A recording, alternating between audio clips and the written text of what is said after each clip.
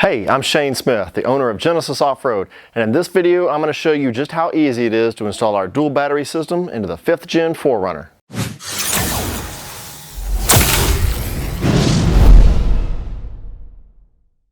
Before we get started, let's take a look at what comes with the kit and what else you're going to need. Our kit comes with, of course, the hardware baggie that has all the hardware that you need to get it installed. It's going to come with this heavy-duty steel powder-coated battery tray. And this top plate that holds the batteries down is going to come completely pre-wired for you right out of the box. So there's no wiring for you to do at all. All the wires are integrated through this top plate, and all the wires are going to line right up with your battery post. So there's no guesswork on how to hook it up. You're also going to need a couple of identical Group 25 size batteries. Now you can use any brand of batteries that you like, but it's got to be the Group 25 size to fit into our battery tray. Now we like the Odyssey Extreme series brand of batteries. These have the most cranking amps and the most reserve capacity that you can shoehorn under the hood. But again, any brand of battery will work. Just make sure it's a Group 25. So here's what the system looks like when it's installed. Now I know it looks like there's a lot going on in here, but I promise it's actually very simple. If you're handy with a wrench, and if you'll watch our whole video, you can install this system yourself in about an hour or so. Let me show you what's going on here. So our dual battery system is designed to protect your cranking battery from being drained down by your aftermarket accessories. So this battery here in this position is your cranking battery because this factory positive feeds your fuse box, your alternator, and your starter. So this is your cranking battery here. This battery in this position is your accessory battery because this one feeds your power and ground bus bars. So this is where you're going to hook up all of your aftermarket accessories. So anything that you hook up to these small terminals here will run on the second battery when the two batteries are isolated. The Smart Isolator controller here is going to monitor the voltage levels. It wants to see your cranking battery above 13.2 volts for 2 minutes, and then it will link the batteries together through this silver solenoid here so that the second battery can be charged up by your alternator.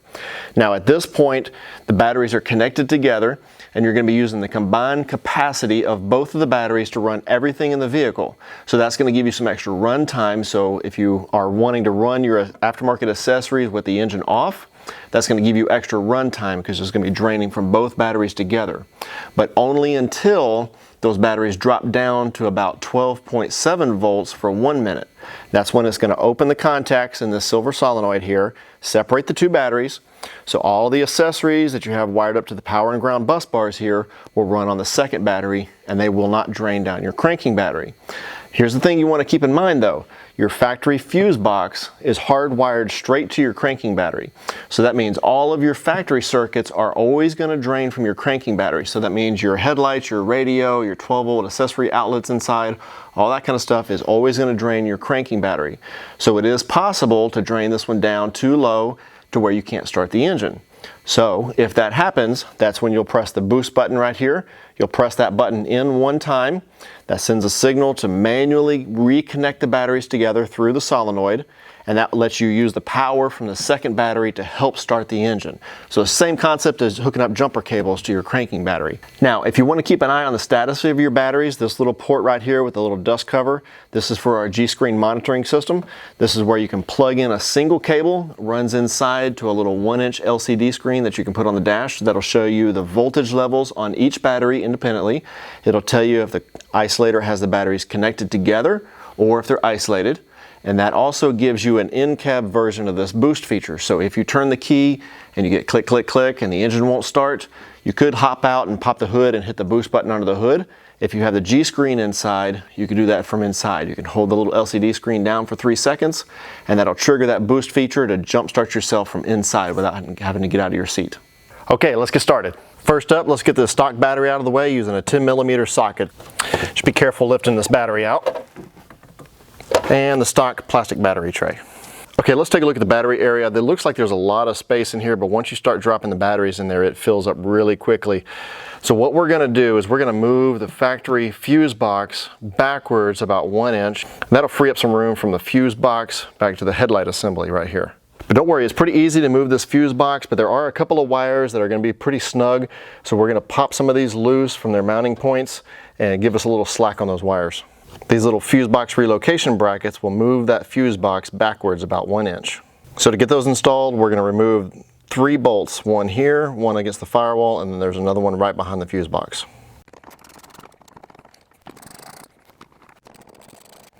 Now if you try to move this fuse box now, you notice it's not going to go very far. It's because all these wires are pretty tight. We're going to remove this 10mm bolt to loosen up this wire harness, as well as this gray cable going down through here. There's 3 little clips that hold this in place.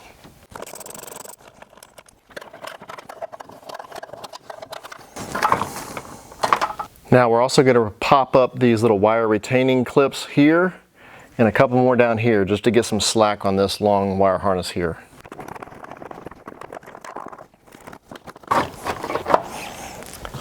Now you can see we've got lots of slack on the fuse box. So we'll use the factory bolt. Go ahead and move the fuse box backwards out of your way so you can see the hole. And go ahead and secure that down.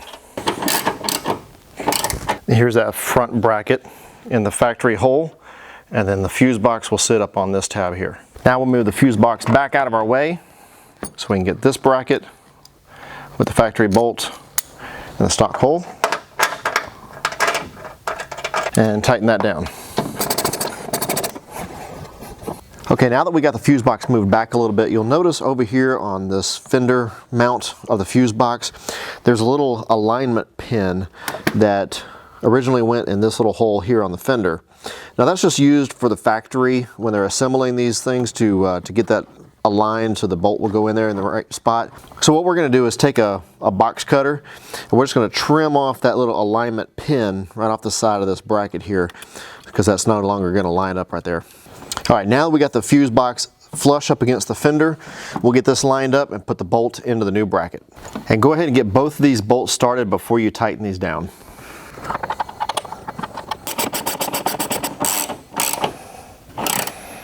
Now we'll go ahead and tighten down the back one and the front one. Okay, now your fuse box is very secure. It's not going anywhere. Now before we drop our battery tray in here, let's talk about a few other clearance issues. First, we need to rotate this ground clamp to get this wire up out of the way. We'll use a 10mm socket.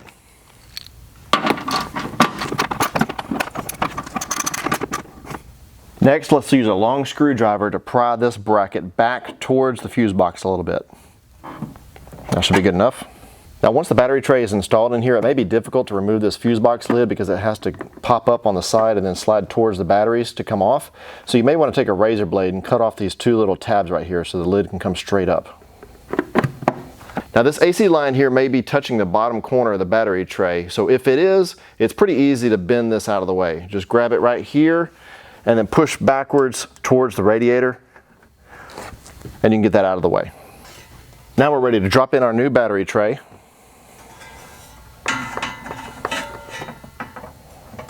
We're going to slide it all the way towards the fender to make sure we have plenty of clearance around our oil fill neck. It'll be touching up against this wire harness that goes into the fuse box. You can push this back towards the fender a little bit to get some extra room.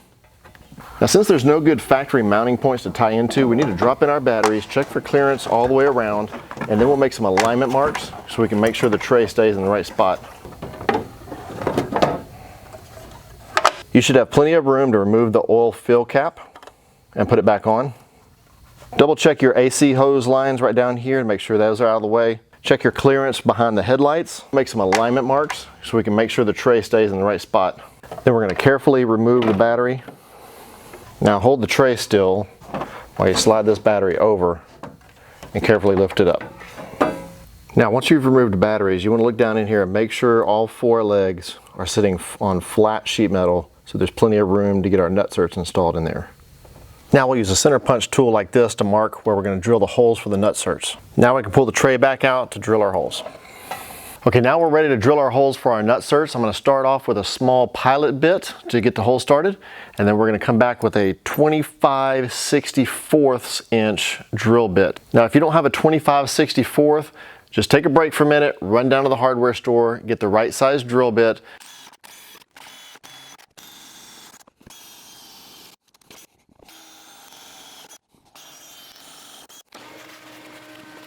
Then we'll use a little touch-up paint pen like this to cover up the bare sheet metal. So let's drop our 4 nutserts in place. Those should be very snug. Now to install our nutserts, you could use a professional grade nutsert installation tool like this, So I assume that if you have one of these, you already know how to use it. I know most people don't have access to a tool like this, so I'm going to show you how to do it with a little hardware kit that we provide. We're going to take the grade 8 bolt, we're going to put that through the thick washer that's included in the kit, and then put that through the flange head nut and thread that onto the nutsert. We're going to use a 1/2 inch wrench to hold the nut still and a 7/16 socket to tighten it down.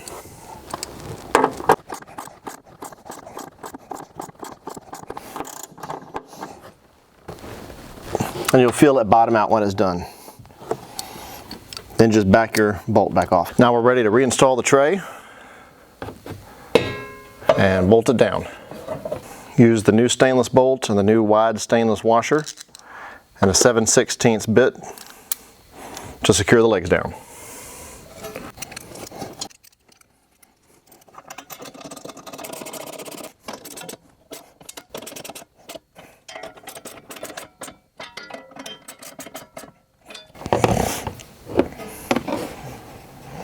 All right, our tray is in there nice and secure. It's not going anywhere. We're ready to put the batteries in. Slide this one all the way over. Drop in our cranking battery. Okay, now we're ready for our lid to go sit down on top of the batteries, but before you put this on here, make sure you've still got the little caps on top of your battery post. So we'll set the plate right down on top here. And before you start hooking up wires, let's go ahead and get the lid secured down to the tray so it's not moving around. Now, if you're using Odyssey batteries, you might notice that there's a little bit of a gap between the lid and the tray. That gap is there on purpose. So we left this little bit of a gap here in case you're using other brand of batteries that are slightly shorter. So we're going to tighten these bolts down in a crisscross pattern like you would do with the lug nuts on a wheel. Now to hook up the batteries, we're going to connect our 2 positives first, and then we'll come back with the negatives last. So let's grab our factory positive. Go ahead and remove the cover. Now you may notice it's kind of difficult to lift this factory positive post up all the way to get over the top of this battery. If you're having a hard time getting that over there, you can loosen up this 12 millimeter nut right here to give it a little slack on that.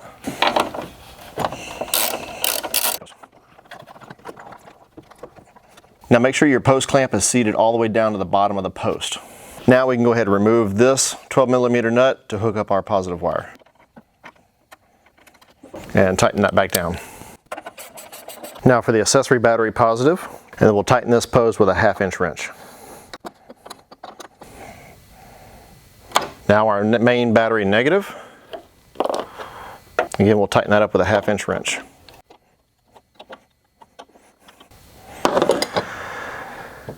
And finally, the factory negative post clamp. We'll remove this nut with a 12 millimeter socket. And we're going to attach the negative wire from the ground bus bar first. You'll notice that lug is upside down, so that's going to go on there first. And then the long negative wire that connects the 2 battery negatives together will go on top of that one. And reinstall the nut.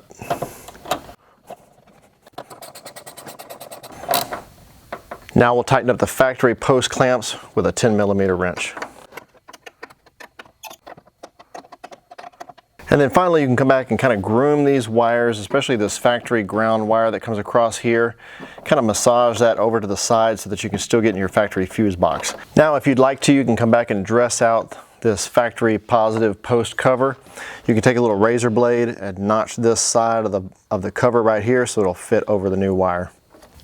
All right, we're all done. If I miss anything, leave me a comment down below, or you can shoot me an email to info@genesisoffroad.com, or feel free to give me a call, 901-214-5337. If this video was helpful to you, please give me a thumbs up, and don't forget to subscribe to our YouTube channel. I'll have lots more helpful tech tip videos in the future. Thanks for watching.